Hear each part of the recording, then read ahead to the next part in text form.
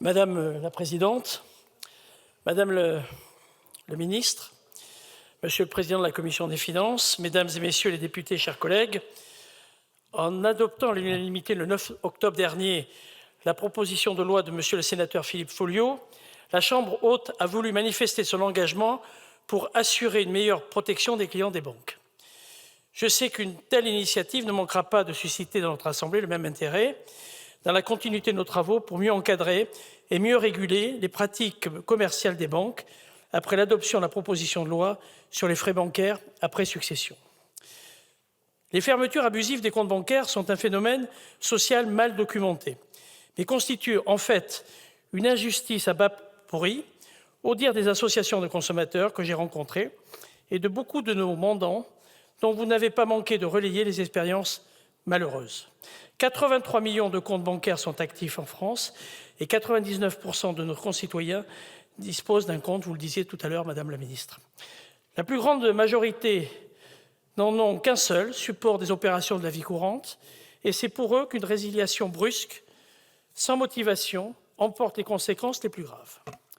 Les raisons qui peuvent conduire une banque à résilier une convention de compte courant, c'est-à-dire à fermer un compte, sont diverses et certaines, bien sûr, sont légitimes, notamment en cas d'incivilité répétée de la part du client ou d'un manquement persistant à transmettre des informations que la banque est tenue de recueillir. Pour d'autres, les raisons qui ont poussé la banque à résilier apparaissent plus obscures. Et il arrive que le conseiller bancaire ne soit pas désireux de les exposer à son client, dont le désarroi alors est grand. Une résiliation en l'absence de tout manquement du client a de fortes chances de résulter d'une pratique commerciale que nous sommes fondés, je le crois, à considérer comme abusive. Certains de nos concitoyens semblent plus particulièrement exposés à ce qui constitue bien plus qu'un désagrément passager lorsque les conditions pour trouver une autre banque dans un délai court ne sont pas réunies. Cela peut être le cas des Français de l'étranger, mais c'est d'abord le cas des Français économiquement les plus fragiles que les banques peuvent regarder comme des clients à risque ou pas assez intéressants. Nous devons les protéger, nous devons aussi garantir aux entreprises, en particulier aux PME, aux artisans et commerçants, la stabilité et la prévisibilité des relations bancaires, car les particuliers ne sont pas les seuls à rencontrer ces difficultés. Les banques, chers collègues, ne constituent pas un service public, à l'exception de la mission d'accessibilité bancaire confiée à la Banque postale.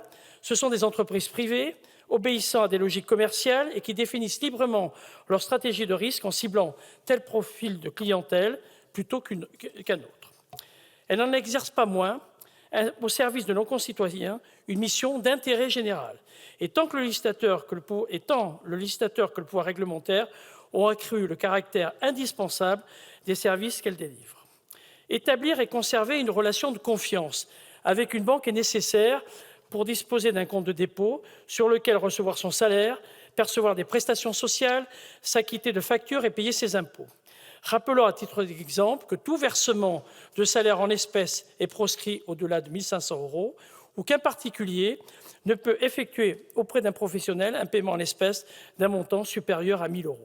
Sans moyen de paiement adapté, pour un particulier comme pour une entreprise, toute activité économique normale est impossible.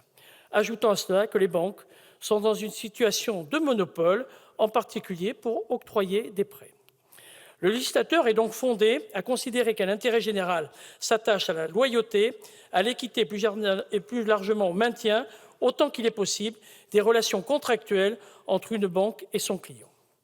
Le premier de ces droits, et c'était l'objet de la proposition de loi initiale, devrait être celui de connaître les raisons de la résiliation. Cette motivation, qu'elle soit systématique ou à la demande du client, constitue un gage de transparence et permet surtout à celui qui voit son compte fermé de comprendre les raisons et d'éviter que cette situation se reproduise à l'avenir.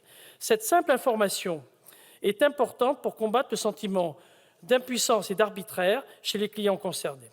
Notre économie, qui repose sur des relations de confiance entre ces différents acteurs, a tout à gagner avec une telle évolution.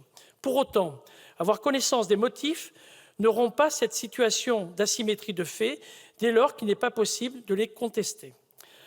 Afin d'assurer aux consommateurs une véritable protection contre les fermetures abusives, le texte qui vous est présenté aujourd'hui va plus loin, puisqu'il prévoit l'interdiction pour une banque de résilier un compte lorsqu'elle fonde sa décision exclusivement sur 4 critères définis: l'absence de rentabilité, le refus par le client d'accepter une modification de la convention, les montants de retrait jugés trop importants par l'établissement de crédit et enfin la qualité d'élu de la République. Ce dernier motif a été introduit par la Commission des finances de notre Assemblée dernièrement.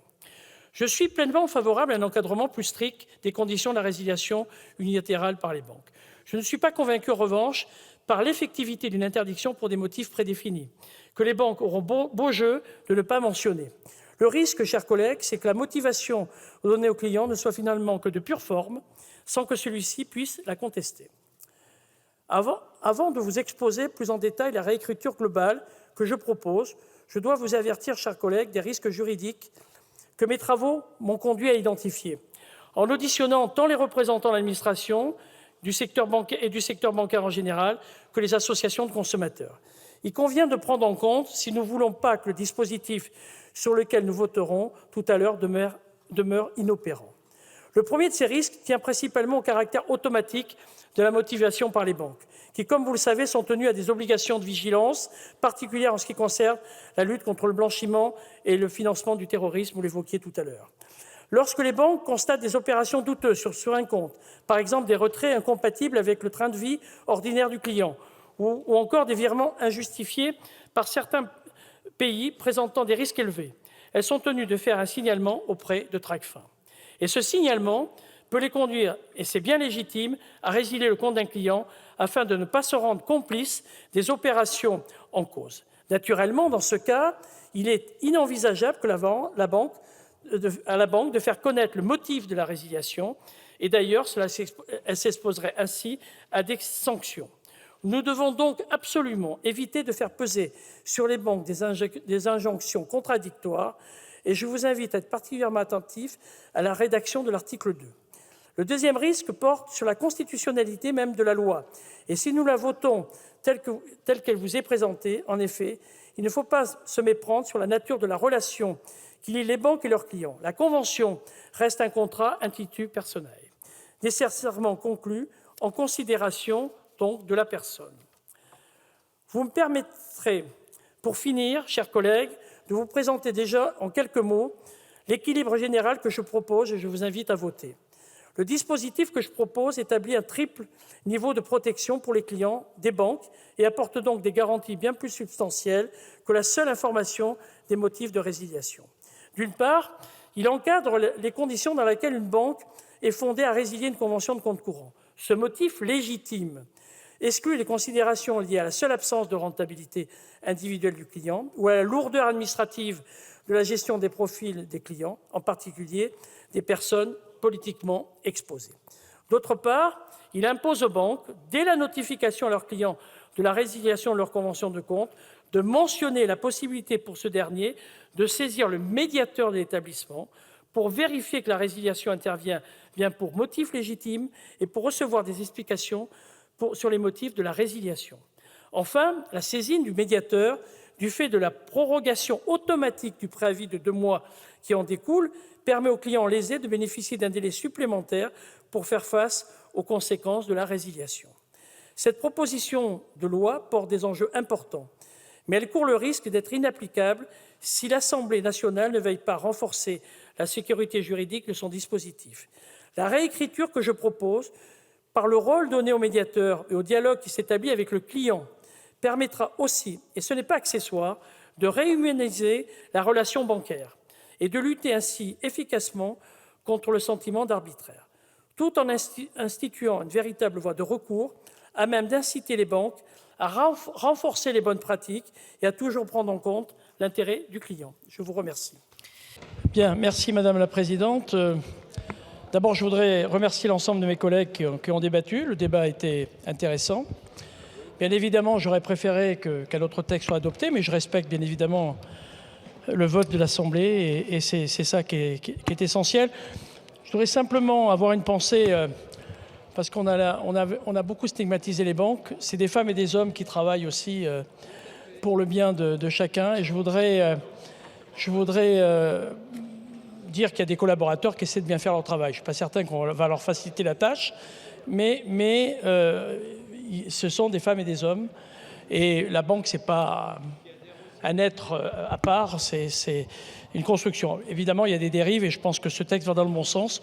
Je l'ai dit tout à l'heure, je regrette que la forme, on n'ait pas remis de l'humain au milieu de tout ça, parce que dans cette société qui parle beaucoup d'intelligence artificielle, je pense que, il me semble que, et je me le dis avec mon âge, si je peux dire, que l'humain, c'est pour moi la modernité.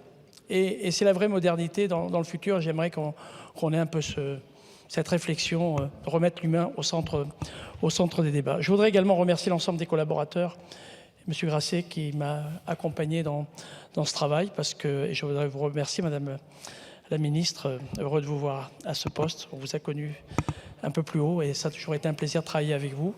En tout cas, merci à tout le monde d'avoir débattu. Je pense que c'est sain. On l'a fait de manière apaisée, respectueuse. Et je trouve que ça, c'est un gage qui enrichit notre démocratie. Je vous remercie.